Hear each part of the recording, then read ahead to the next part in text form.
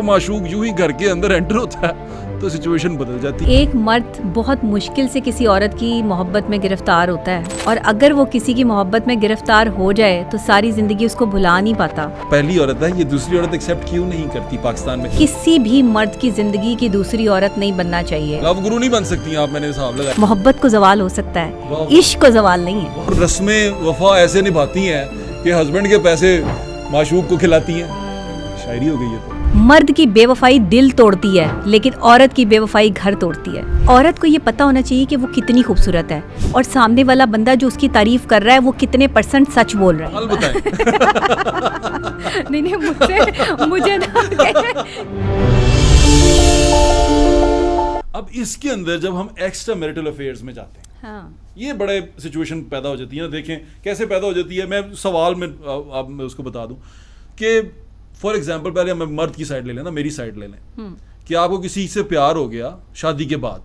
अब वो प्यार क्या है और इतना शदीद हो गया कि बस भाई समझ नहीं आ रहा आप क्या करना।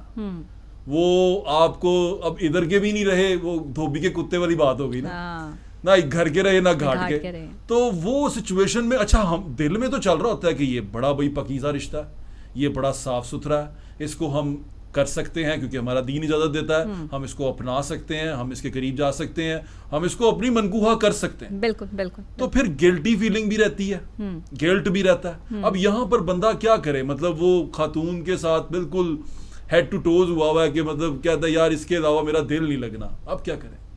देखिए, एक मर्द बहुत मुश्किल से किसी औरत की मोहब्बत में गिरफ्तार होता है, और अगर वो किसी की मोहब्बत में गिरफ्तार हो जाए तो सारी ज़िंदगी उसको भुला नहीं पाता। सुन रही होंगी बहुत सारी है ना? बिल्कुल याद रखना। हाँ, बिल्कुल। और अगर उसे किसी से वाकई ही सच्ची हकीकी मोहब्बत हो ना, तो वो उसको कभी भी जो है ना वो अपने से अलग नहीं करना चाहता, उस पर शक भी करना शुरू कर देता है। अच्छा, ये जो शक का एलिमेंट है ना, ये भी मैं आपको बता दूं, ये उन्हीं लोगों में होता है जो मोहब्बत ज़्यादा करते हैं, जिनकी तवज्जो ज़्यादा होती है। शक आम दूसरी बंदा पार्टी नहीं कर समझ सकता। नहीं रही होती। दूसरी पार्टी नहीं समझ रही होती, वो समझती है कि ये शक बड़ी गलत चीज़ है। अच्छा, शक उस वक्त हो रहा होता है जब या तो आप कुछ गलत कर रहे होते हैं, या फिर आप जो है ना शक उस वक्त भी होना शुरू हो जाता है कुछ लोगों को कि जब आप बहुत अच्छे होते हैं, वहाँ पे भी कि पता नहीं इतने अच्छे क्यों हो रहे हैं मेरे साथ पता नहीं ये मामला क्यों हो रहा है। ख़वातीन कुछ सोच ऐसी भी रखती हैं, तो शक एक अलग चीज़ है। लेकिन मर्द जिसके साथ मुखलिस है वो वफादार रहेगा। अब ये दो पार्टियां हो गई ना, मर्द की दो पार्टियां हो गई। अब मर्द क्या करे, मतलब गिल्टी फीलिंग ये दीन में तो चले अलाउ है,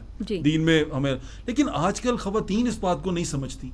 वो कहती हैं नहीं भाई तू दूजा कीता ते तू बार करो बार, या मैं बार या तू बार। हाँ, देखिए, मर्द को 4 शादियों की इजाज़त इसलिए नहीं है कि वो अपने शौक़ से शादियां करे, ठीक है, या या अपने जो है वो इत्मीनान के लिए या सुकून के लिए 4 शादियां करे। मर्द कभी भी किसी एक औरत को उस तरह खुश नहीं रख पाएगा अपनी 4 शादियों में जिस तरीके से इंसाफ का तकाजा है, क्योंकि इंसाफ के तकाजे पूरे करने हैं ना, ऐसे नहीं शादी करनी। ऐसे नहीं है कि आप दूसरी तीसरी चौथी शादी कर लें और फिर आप कहें कि जी मैं मर्द हूँ, मैंने 4 शादियां कर ली।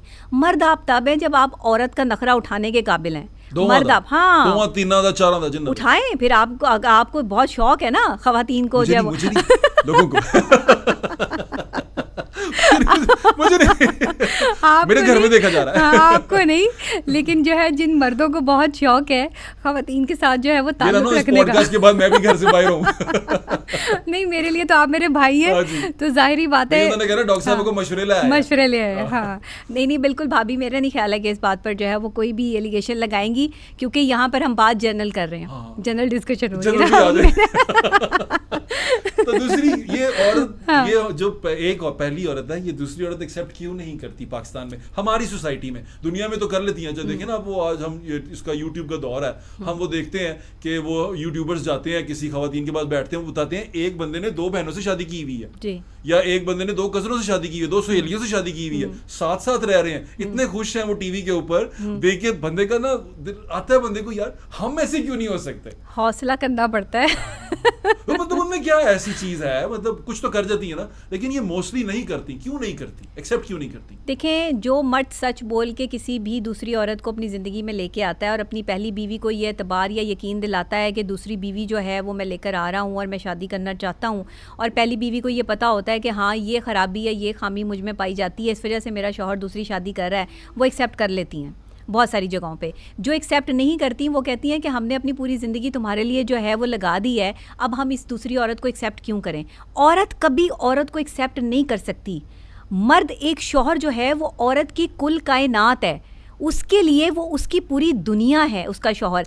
एक औरत, अच्छा लग रहा है। हाँ, एक औरत जो है ना वो अपने बाप के बगैर रह लेगी, अपनी माँ के बगैर रह लेगी, बहन भाइयों के बगैर रह लेगी, क्योंकि जाहिर है शादी करके उसे दूसरे घर जाना है। शौहर के बगैर नहीं रह सकती।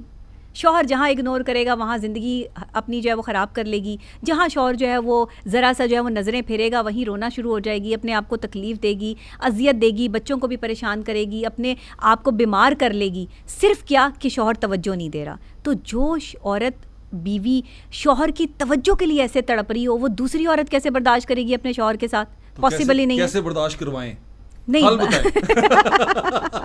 नहीं मुझे ना कि मैं ख़वातीन को बर्दाश्त करवाऊँ, ये उनका अपना ज़ाती मसला है, वो बर्दाश्त करें या ना करें, ये आपका ज़ाती मसला है। कोई भी औरत नहीं बर्दाश्त करती, लेकिन एक्स्ट्रा मैरिटल अफेयर्स जो चल रहे हैं, जो नाजायज़ ताल्लुक है, हाँ, देखें इसके बाद आता है ना उस पे। पहले ये बता दें कि अब ये तो हुआ ही नहीं ना, अब वो औरत मान ही नहीं रही, पहले वाली मान ही नहीं, औरत नहीं मानेगी, आप ना मनवाए। अब हम आगे चले जाते हैं, नेक्स्ट स्टेप पे आ जाते हैं। नेक्स्ट स्टेप ये, अब औरत की साइड से बता दें मुझे, एक जो नौजवान लड़की है वो कैसे एक शादीशुदा बंदे के उसमें आ जाती है, उसको वो कैसे बर्दाश्त कर लेगी? फिर पहली औरत वो कहती है ठीक है आप मुझसे मेरे से दूसरी शादी कर लें, ये कैसे होता है? किसी भी मर्द की ज़िंदगी की दूसरी औरत नहीं बनना चाहिए, और किसी ऐसी लड़की को तो बिल्कुल भी नहीं जिसकी शादी ना हुई भी हो। हाँ, किसी के साथ कोई मिसहैप हुआ है, वो तलाक़ याफ्ता है, बेवा है, उसकी अर्ली एज में शादी हो गई थी, तो वो किसी शादीशुदा शख्स के साथ शादी कर ले।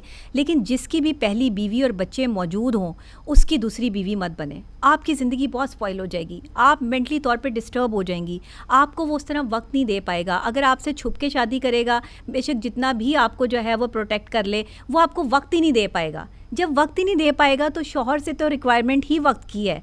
शौहर तो ना, फिर हाँ, वो तो बढ़ गया। बस इश्क, फिर जो है वो आप तन्हा रह जाएंगे, और फिर आप जो है वो रो रो के अपने आप को जो है वो बस अल्लाह के साथ जो है वो कनेक्ट कर लेंगे। लेकिन कैसी बात है, हम एक बंदे के लिए अपनी जान देने के लिए तैयार हो जाते हैं, अपने आप को सुसाइडल अटैम्प्ट करना शुरू कर देते हैं, अपने आप को पता नहीं किस किस तरीके से जो है वो मेंटली डिस्टर्ब होकर मुख्तलिफ मेंटल डिसऑर्डर में आके जो है वो लड़कियां भी ख़ास तौर पे अपने आप को जो है परेशान कर रही होती हैं, तकलीफ़ दे रही होती हैं, अपने ऊपर जो है वो काबू नहीं रहता उनका। शौहर की बेवफाई, मतलब उस आदमी की बेवफाई जिसके साथ उनका ताल्लुक़ होता है, बर्दाश्त नहीं होती।